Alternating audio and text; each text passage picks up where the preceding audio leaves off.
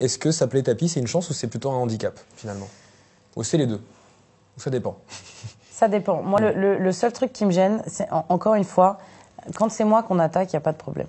Je veux dire, je suis quelqu'un de public. Par contre, j'ai beaucoup plus de mal quand on attaque mes amis, quand on attaque ma famille.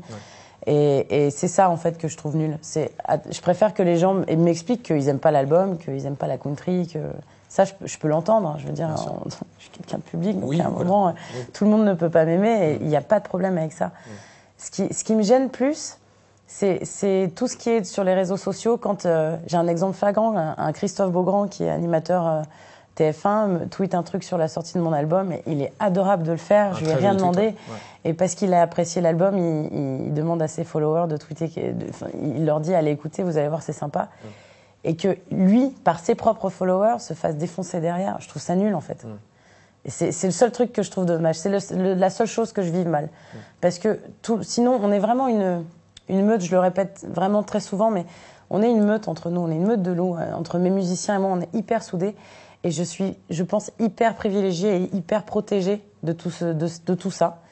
Et donc, ça ne m'atteint pas. Ça m'atteint quand ça parle des autres. Ça me fait de la peine. Cette émission vous a été présentée par Spotify.